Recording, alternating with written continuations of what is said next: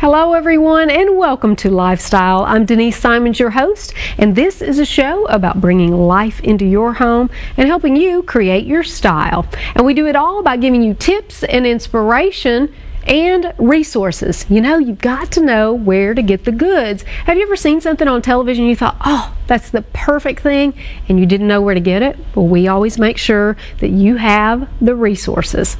And have you been sitting in your kitchen and you think, this is so tiny, if I could just blow out that back wall, I could gain all of this space to entertain my whole family? Well, that's exactly what we did, and we're going to show you what we did in this beautiful kitchen. Also, collections. A lot of people collect things like matchbooks. I've seen some of my clients with big bowls full of matchbooks, but how do you display them so that they look good? Well, we're going to show you right here on the show.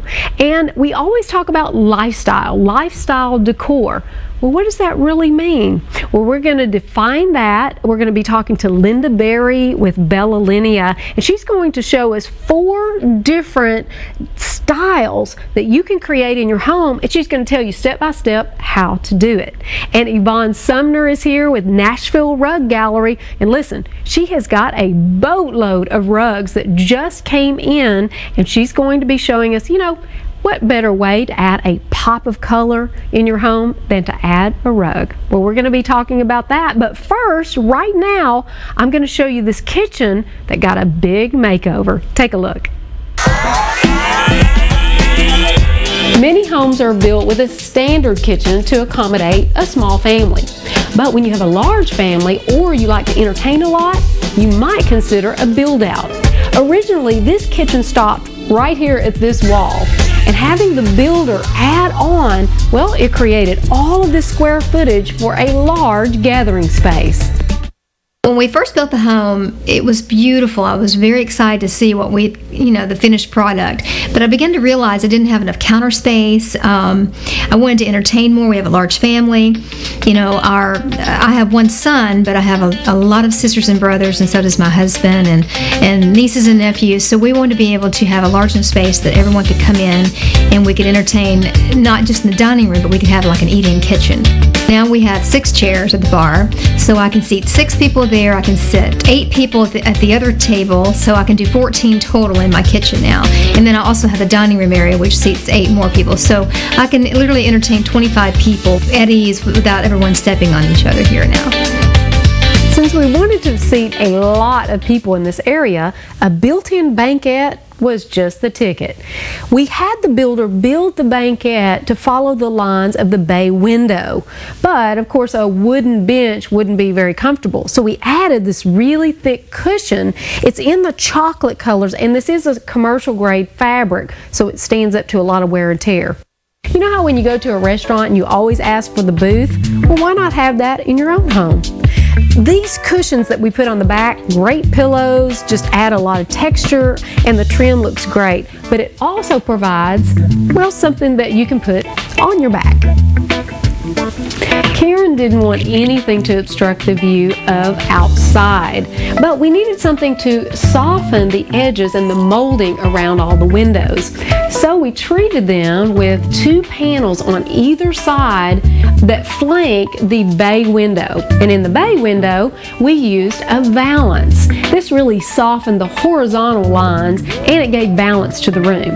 Now this panel is made of silk. It's a moss color with creams, and then at the bottom we've added a large banding that's also in an embroidered silk.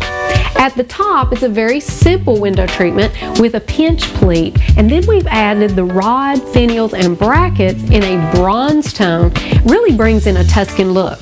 And now for the valance. The valance really needed to be something that softened the lines, the horizontal lines, but again, didn't obstruct the view. We used the pinch pleat again on this, and the rod had to be custom made because it was a bay window.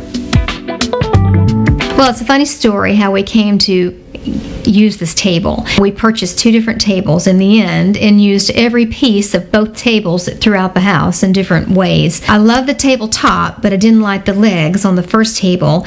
And then okay, so I wanted to keep the tabletop. So then we went back and bought another table. I know this sounds crazy, but it was just difficult to find exactly what I wanted, and I really needed it to be just right. And so we ended up using the legs on the second table in another area in the home. Denise had an incredible idea of putting them up on the ceiling as kind of an entryway to the living room area. So all in all, nothing was wasted. We just got really creative on how to use each element from each table throughout the home.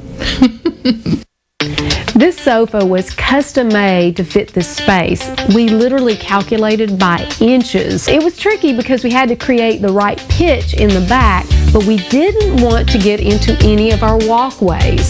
So we literally butted it up all the way to the end where the molding begins. This created the perfect little niche for Karen to have her quiet time, and she could look outside the window and see the turkey and deer. Now for the lighting. We added swing arms here for task lighting. Now here's a tip. I like to use swing arms in a lot of applications. In the bedroom they're great because they give you task lighting. And if you put a 3-way bulb or a dimmer, you can also dim it down.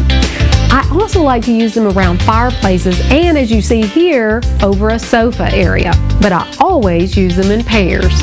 Above, I hung a large piece of art in a Tuscan style, which really works well with the surroundings, and I topped it off with a large handmade cross with metal details. I love wood. I love the organic feel of wood and nature and bringing the outside indoors. I look through a lot of magazines. I'm a huge fan of that, getting ideas from magazines. I think a lot of people do that. And being that I'm not a visionary, I have to be able to see the finished product. So I was able to see some beautiful ceilings and wood finishes, and I just chose to go that direction. I wanted to be able to draw the eye upward and then back down and just bring the whole look together in the room, from the wood to the floor, wood being on the floor, wood being on the ceiling, and then the faux finish in the center. I felt like would just be a nice way to create a really warm and inviting environment for my family to dine in. So if your kitchen is feeling a little cramped and you want to entertain a large group, a Buildout might be just what you need in your home. Now remember, construction is messy and it does take time, but it's well worth it in the end because you get this large gathering space that you get to enjoy your family and friends. Hey, do you want guidance in how to create a new lifestyle decor for your home? Well, Linda Berry is here from Bella Linea, and she's going to be telling us how to do that and showing us the products and the layering system of how to do it. Also, color is all the rage, and Yvonne Sumner is here with Nashville Rug Gallery. She's going to show us how you can pop in a good look of color in a rug. That's all coming up, so stay tuned with us. We'll be right back.